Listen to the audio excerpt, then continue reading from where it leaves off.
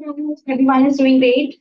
Great to see you all in this wonderful session. And I am your tutor, Trapti Agrawal. Would like to give you a warm welcome.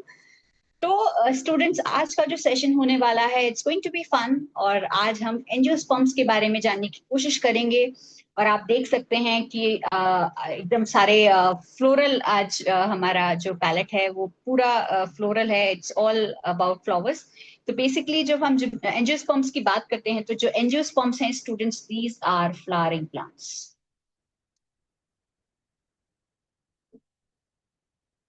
ठीक है flowering plants ये कहलाते हैं basically तो इसका reason भी है क्योंकि जो जितने भी जो पॉलन ग्रेन्स हैं या जो ओव्यूल्स हैं वो एनक्लोज रहते हैं flower like structure flower structure ठीक है तो अभी हम डिस्कस करेंगे उसके बारे में लेट्स अनफोल्ड द एंजियोस्पर्म्स तो एंजियोस्पर्म्स के बारे में और इंपॉर्टेंट बातें जो है वो जानने की कोशिश करेंगे तो जब हम एंजियोस्पर्म्स की बात करते हैं स्टूडेंट्स तो ये जो एंजियोस्पर्म्स हैं ये एंजियोस्पर्म्स में जिम्नोस्पर्म्स से अनलाइक क्योंकि जिम्नोस्पर्म्स में हमने देखा था कि जो जिम्नोस्पर्म्स होते हैं उनमें जो सीड्स होते हैं सीड्स जो होते हैं बेसिकली वो कैसे रहते हैं एक्सपोज रहते हैं और आप कह सकते हैं या फिर नेकेड रहते हैं उनमें किसी भी तरीके की कोई जो है वो ओवरी वॉल या फ्रूट वॉल जो है वो उसको कवर नहीं करते जबकि एंजियोस्पर्म्स के केस में हम क्या देख रहे हैं कि जो एंजियोस्पर्म्स हैं वहां पर जो ओव्यूल्स हैं क्योंकि ये ओव्यूल्स ही आगे जाकर के सीड्स बनाएंगे राइट तो ये जो ओव्यूल्स हैं इसके अलावा जो पॉलन ग्रेन्स हैं माय डियर स्टूडेंट्स ये दोनों ही किसके अंदर एनक्लोज रहते हैं these are enclosed in flower flower में जो ये दोनों जो है वो ये एनक्लोज रहते दोनों ही इसमें रहते हैं फ्लावर ठीक है तो जो एंजियोस्पर्म्स होते हैं इनमें जब हम देखते हैं तो ये जो फ्लावर्स हैं ये इसमें एनक्लोज रहते हैं और ये जो सीड्स हैं स्टूडेंट्स ये सीड्स जो है वो किसके अंदर एनक्लोज रहते हैं फ्रूट के अभी हम इस फ्रूट के बारे में भी बात करेंगे कि जब हम पूरा उसका लाइफ साइकिल देखेंगे तो उसके बाद मैं आपको बताने की कोशिश करूंगी कि आखिरकार ये फ्रूट आया कैसे राइट ये फ्रूट जो है वो ओवरी के मेचुरेशन से आता है ठीक है ओवरी अभी हम डिस्कस करेंगे कि ओवरी क्या है किस तरीके से कौन से स्ट्रक्चर्स जो है प्रेजेंट रहते हैं so that is about this कि जो ओव्यूल्स और पॉलिट्रेन्स है वो एक स्ट्रक्चर में प्रेजेंट रहते हैं जिसे हम बोलते हैं फ्लावर इसीलिए जो एंजियोस्पर्म्स होते हैं इन्हें बोला जाता है फ्लावरिंग प्लांट्स या फिर एडवांस प्लांट्स ठीक है और जो सीड्स होते हैं वो एनक्लोज रहते हैं आपके fruit that is about a small description की किस तरीके से ये एंजियोस्पर्म्स होते हैं और एंजियोस्पर्म्स जो है वो छोटे से लेकर के बड़े प्लांट्स की फॉर्म में भी रहते हैं अगर हम एंजियोस्पर्म्स प्लांट्स की बात करें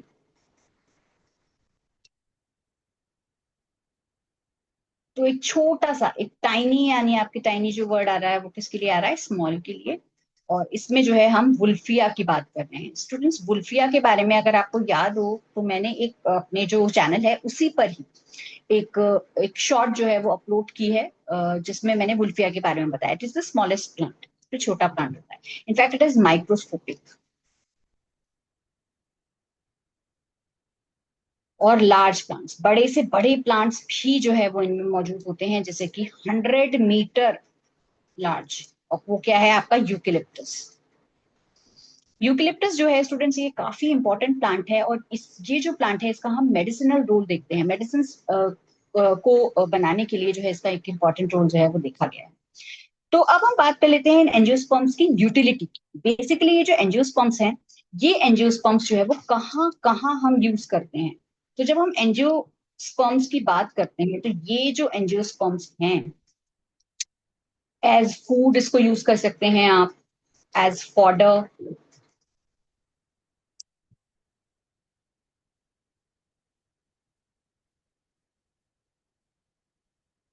economic importance of angiosperms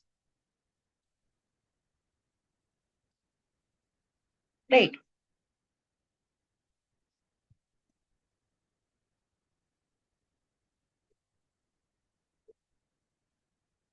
for food purpose इसको यूज कर सकते हैं फॉर फॉडर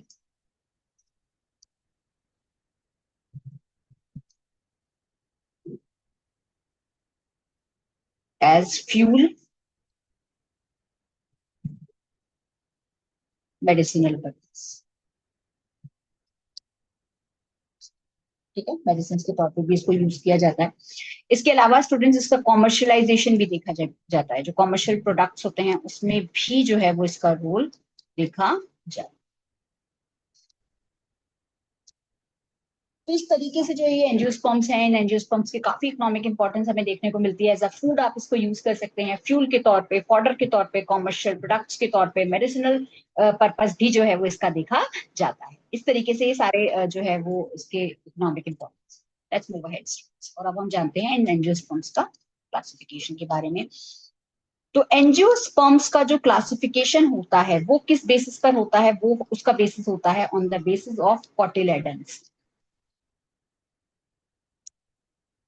बात आती है कॉटिलेडन्स आखिर हैं क्या, राइट? तो before after moving towards the this classification, I would like to tell you कि इसमें क्या है, क्या क्या इंपॉर्टेंट चीजें हैं जो हम इसमें देखते हैं कॉटिलेडन।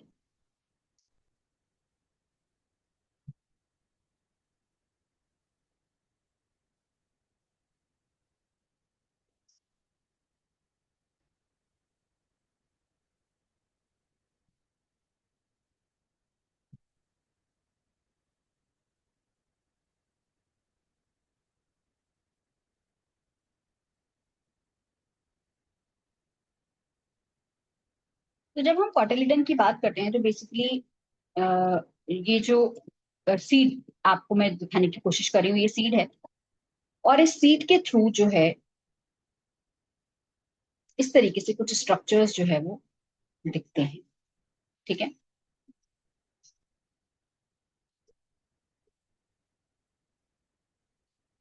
तो बेसिकली ये जो पार्ट होता है ये होता है कॉटिलेडन का पार्ट। कॉटिलेडन को स्टूडेंट्स हम सीड लीफ भी कहते हैं।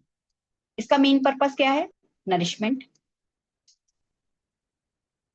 नरिशमेंट देने के लिए रिस्पॉन्सिबल होता है ये, राइट, कॉटिलेडन। अगर आप कभी आपने चना देखा हो, चने का दाना देखा हो, तो जो चने का दाना होता है उसमें इस तरीके से, जब आप चने का दाना देखेंगे तो उसमें दो कॉटिलेडन्स प्रेजेंट होते हैं। इस तरीके से सीड की जो लीव्स होती हैं वो दो होती है, राइट। तो ये होता है ग्राम यानी चना। ठीक है, तो इस तरीके से कॉटिलेडन होता है। और ये जो सीड का जो ये जो अपर पार्ट हम आपको दिखाई दे रहा है दैट इज एपिकोटाइल। अभी हम डिस्कस भी करेंगे कि एपिकोटाइल आखिरकार है क्या। तो ये जो एपिकोटाइल है, एपी वर्ड हमेशा किसके लिए आता है? एपी वर्ड आता है अबव के लिए, राइट। तो ये जो एपिकोटाइल है स्टूडेंट्स, ये जो है रिस्पॉन्सिबल होता है प्लूम्यूल के लिए। और ये प्लूम्यूल क्या बनाती है? तना बनाती है।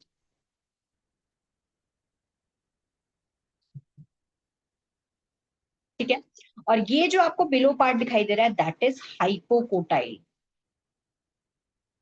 हाइपो वर्ड किसके लिए आ जा रहा है? बिलो की। ठीक है, ये जो हाइपोकोटाइल है ये आगे जाकर के क्या बनाएगी? रूट्स यानी जड़ें।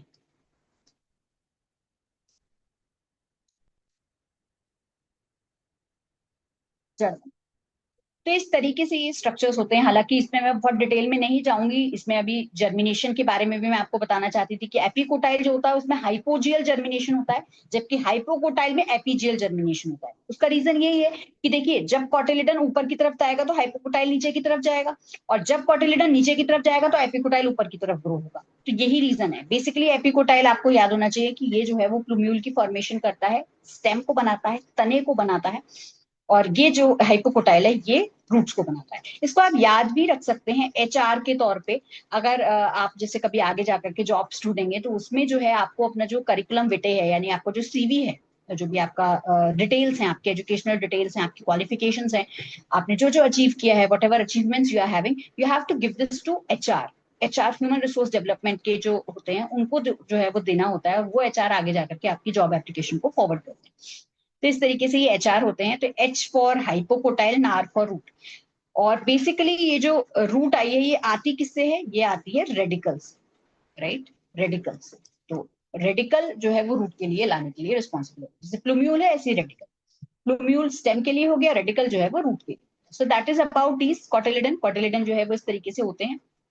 अब हम समझने की कोशिश करते हैं स्टूडेंट्स, आखिरकार ये किस तरीके से जो है सारे स्ट्रक्चर्स जो है वो मौजूद करते हैं। Let me erase it, then we will start.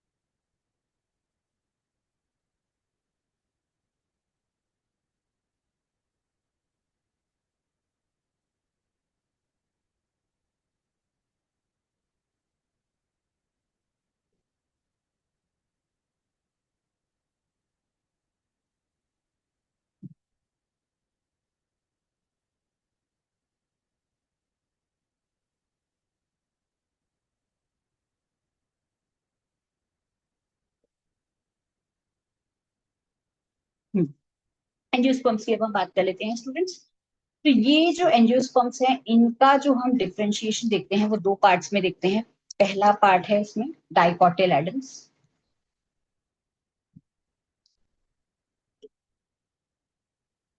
और दूसरा है, सॉरी, डाइकॉट्स बोलिए,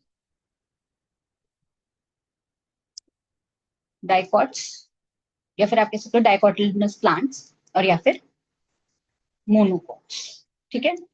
तो जब हम डाइकॉट्स की बात करते हैं, डाई मीन्स व्हाट, टू, तो कॉट्स यानी कॉटिलेडन, यानी इसमें क्या होते हैं स्टूडेंट्स, दो कॉटिलेडन होते हैं, और इसमें क्या होता है, सिंगल, एक ही कॉटिलेडन जो है वो प्रेजेंट रहे, इस तरीके से होते हैं। अब हम डाइकॉट्स की एक और इम्पोर्टेंट बात जो है वो जानने की कोशिश करते हैं। अगर आपने डाइकॉट और मोनोकॉट के बारे में हम बात करें, तो ये जो डाइकॉट्स होते हैं, इनमें हम देखते हैं स्टूडेंट्स की, ये डाइकॉट्स में हम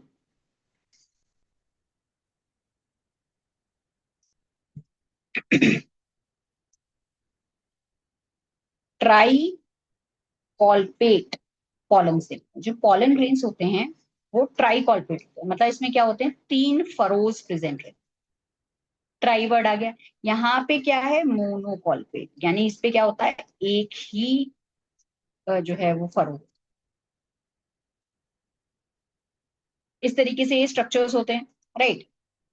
इसके अलावा जब हम बात करते हैं, तो ये जो होते हैं इनमें डाइकॉट्स में जब हम वेस्कुलर बंडल्स देखते हैं, वेस्कुलर बंडल्स यानी क्या, वाहिका ऊतक।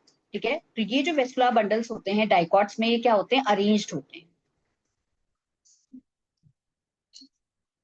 इन रिंग, रिंग में जो है वो अरेंज होते हैं। जबकि जो आपके जो मोनोकॉट्स होते हैं, मोनोकॉट्स में जो वेस्कुलर बंडल्स होते हैं वो कैसे होते हैं स्टूडेंट्स, स्कैटर्ड, बिखरे हुए, राइट। इसके अलावा अगर हम फ्लावर्स की बात करें, तो डाइकॉट्स में कैसे होते हैं, पेंटामेरस फ्लावर्स होते हैं। पेंटावर्ड जो आ जा रहा है वो 5 के लिए आता है। ठीक है। तो इस तरीके से पेंटामेरस जो है वो उसमें फ्लावर्स हमें देखने को मिलते हैं। और इसमें क्या होते हैं, ट्राइमेरस,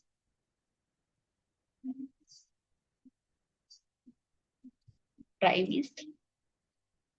तो इस तरीके से एंजियोस्पर्म्स के बारे में होता है। इनके एग्जाम्पल्स अगर हम देखें, तो डाइकॉट्स के एग्जाम्पल्स की जब मैं बात करती हूँ तो इसमें कई सारे एग्जाम्पल्स हैं। बीन है, इसके अलावा पी है, अभी हमने ग्राम भी देखा स्टूडेंट्स, चना। इसके अलावा कैस्टर को भी देखा जाता है। कैस्टर जो है, कैस्टर का ऑयल जो है वो हेयर ग्रोथ के लिए बहुत ज्यादा अच्छा है, it's very good. a lot of people, the beauticians always used to recommend this castor। ठीक है।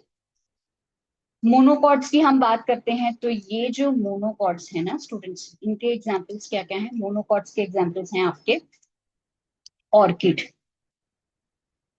ऑर्किड होता है इसका एग्जांपल। इसके अलावा मोनोकॉट्स के एग्जांपल्स की हम बात करें तो ग्रासेस होती है, घास वगैरह होती है, अनियन, प्याज। ठीक है। ये सब चीजें जो है वो इसके एग्जाम्पल्स है। So that is about the angiosperms की, एंजियोस्पर्म्स में किस तरीके से क्लासिफिकेशन होता है, मोनोकॉट्स हैं, डाइकॉट्स हैं, किस तरीके से मतलब इनमें डिफरेंशिएशन जो है वो हमें देखने को मिलता है। एक शॉर्ट डिपिक्शन मैंने आपको देने की कोशिश की है। एनसीईआरटी को ही फॉलो कर रहे हैं, लेकिन हमने कुछ एक्स्ट्रा पॉइंट्स भी जो है वो इसमें इंक्लूड किए। चलिए आगे बढ़ते हैं स्टूडेंट्स, और अब हम जान लेते हैं सेक्स ऑर्गन्स के बारे में। तो जब हम बात करते हैं मेल सेक्स ऑर्गन्स की,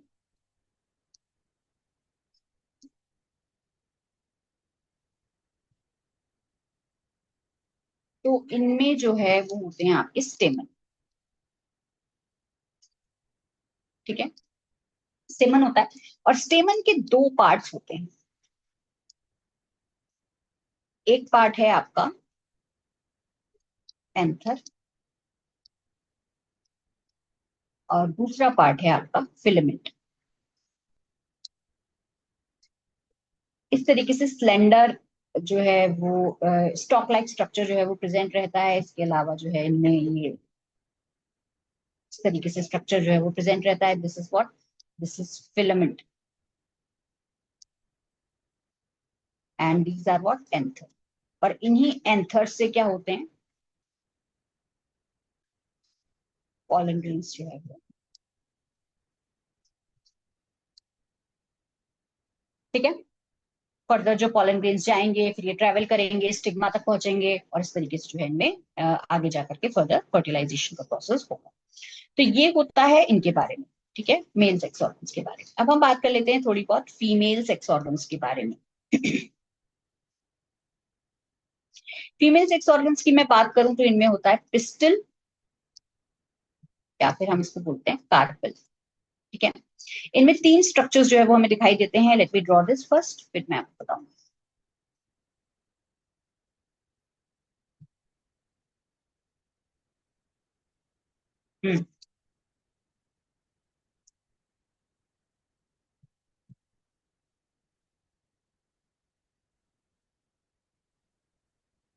this is what, stigma, style, style में रहने का वाला स्टाइल है स्टूडेंट्स ये।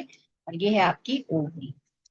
इसी ओवरी के बारे में बताया था मैंने कि ये ही ओवरी आगे जाकर के फ्रूट बनाएगी, अभी हम देखेंगे इसको। ठीक है, और ये जो इसके अंदर है वो क्या है, दीज आर ओव्यूल्स।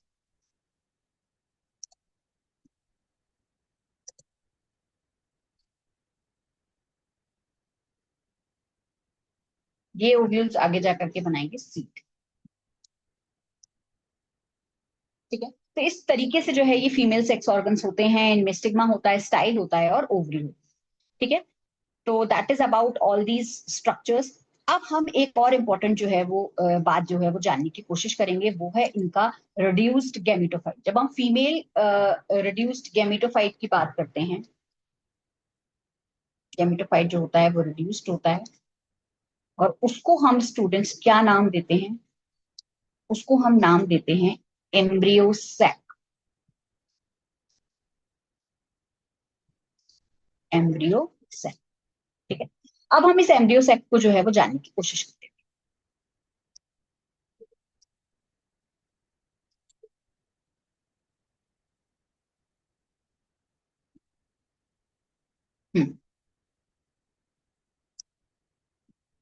ठीक है, एम्ब्रियो सैक को जो है वो जानने की कोशिश करते हैं।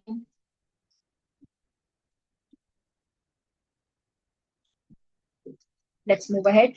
तो इसमें जब हम देखते हैं तो इस तरीके से जो है वो, हाँ एक चीज और एम्ब्रियो सैक के बारे में जो मैं पहले ही आपको बता दूं वो ये, कि इनमें 7 तो सेल्स होती है, 7 सेल्ड, 8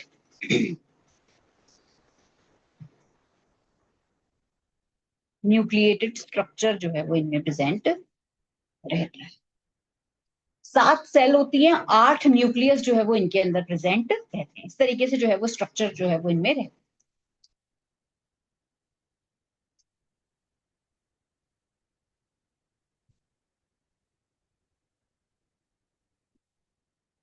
ये क्या होता है आपका, सेंट्रल सेल।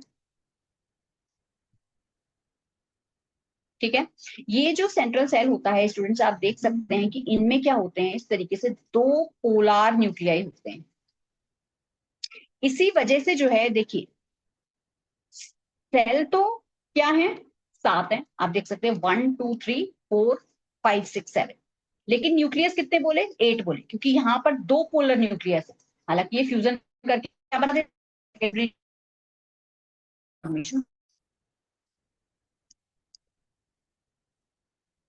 इस तरीके से होता है।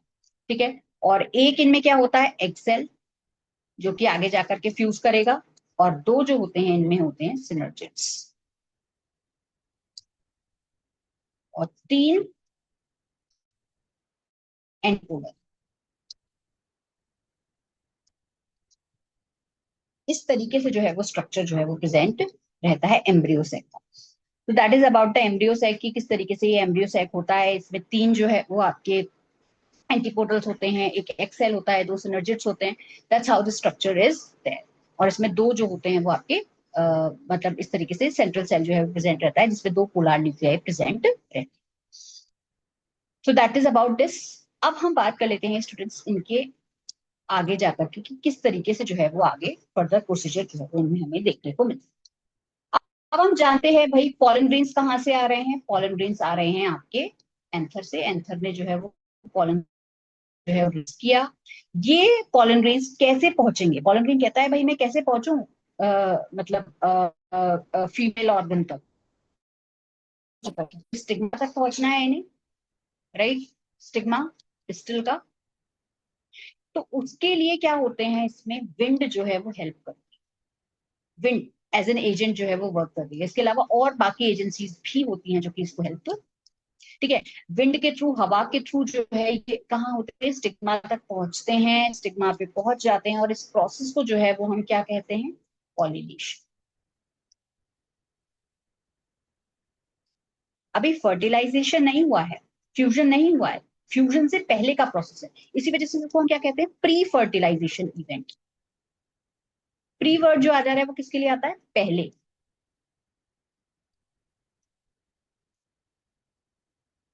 ठीक है, प्री फर्टिलाइजेशन। अब ये पॉलन ग्रेन क्या हो गया, स्टिग्मा तक पहुंच गया, स्टिग्मा के पास ये आ गया है। अब ये जो पॉलन ग्रेन है स्टूडेंट्स, ये क्या होगा, आगे जाकर के जर्मिनेट होगा। पॉलन ग्रेन क्या होगा, इसका जर्मिनेशन।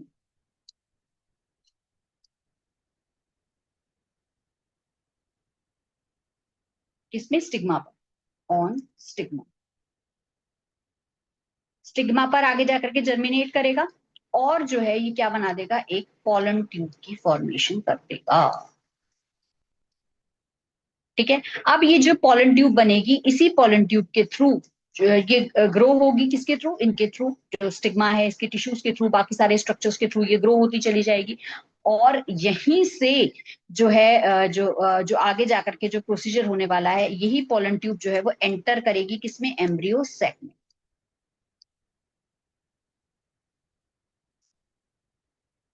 राइट। और इस पॉलन ट्यूब में क्या क्या इंपॉर्टेंट स्ट्रक्चर्स होंगे, इसमें जो है वो दो मेल गैमीट्स जो है वो डिस्चार्ज कर, इस पॉलन ट्यूब में क्या होंगे, दो मेल गैमीट्स,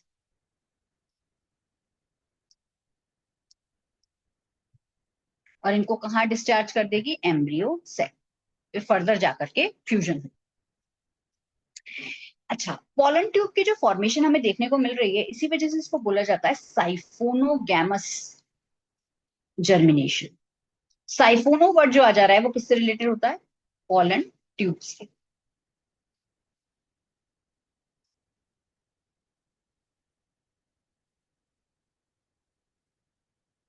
इस तरीके से जो है ये पूरा पूरा जो है वो प्रोसीजर होता है, पॉलन ट्यूब के पास जाती है, और इसमें से अब दो मेल गैमीट कहाँ आ गए, एम्ब्रियो सैक में आ गए।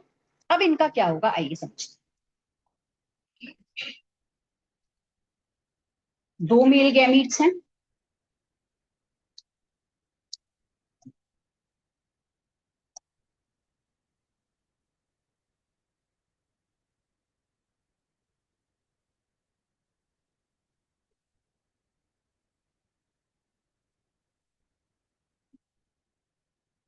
एक मेल गैमीट क्या करेगा,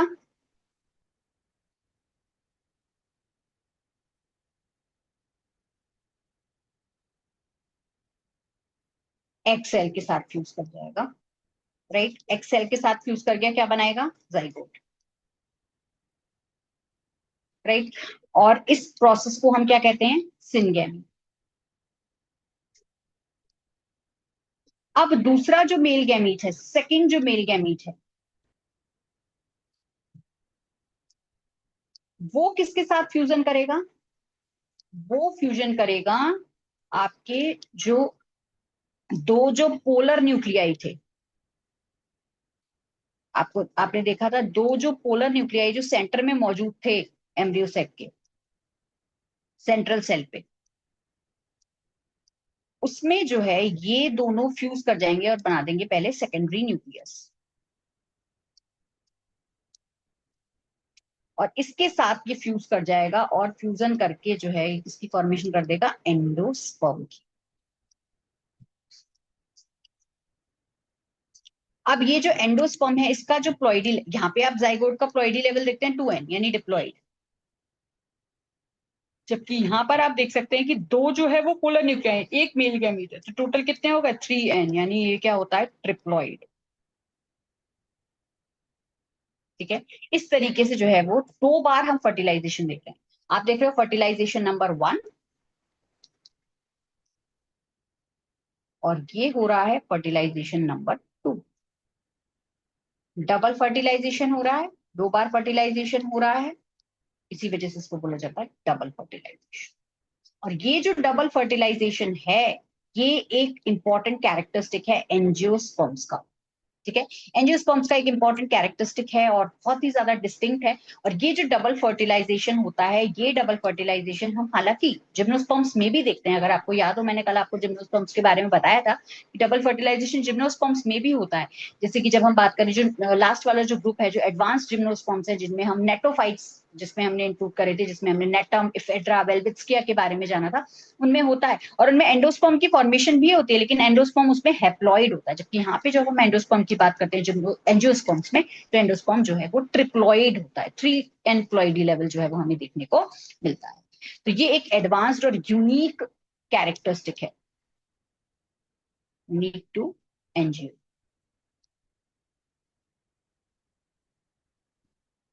ठीक है, तो इस तरीके से जो है ये सारे स्ट्रक्चर्स जो है वो मौजूद होते हैं।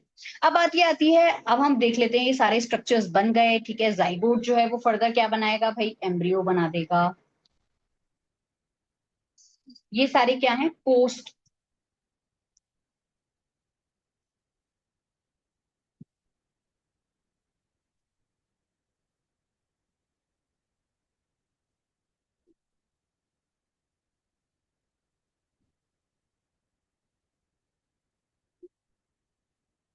Fertilization event. पोस्ट का मतलब है बाद में। आप देख रहे हैं यहाँ पे जो है वो फर्टिलाइजेशन हो गया। अब फर्टिलाइजेशन के बाद क्या हो रहा है, तो बेसिकली इसमें हमने देखा था जाइगोट बना। जाइगोट जो है वो फर्दर जाकर के क्या बनाएगा, एम्ब्रियो बना देगा। राइट। और अगर हम बात करें यहाँ पे जो जितने आपके सिनर्जिड्स हैं और एंटीपोडल्स हैं, इनका फंक्शन जो है वो जानने की कोशिश कर लेते हैं। मैं सिनर्जिड्स के बारे में आपको बता चुकी हूँ कि ये पॉलन ट्यूब को जो है वो गाइड करने में हेल्प करता है, पॉलन ट्यूब का डायरेक्शन देने में हेल्प करता है। एंटीपोडल्स नरिशमेंट करते हैं। ये सब क्या हो जाएंगे, डीजेनरेट हो जाते, दे ऑल गेट डीजेनरेट, ये सब डीजेनरेट हो जाते। ठीक है। और आपका जो एंडोस्पर्म है वो क्या करता है, नरिशमेंट प्रोवाइड करता है,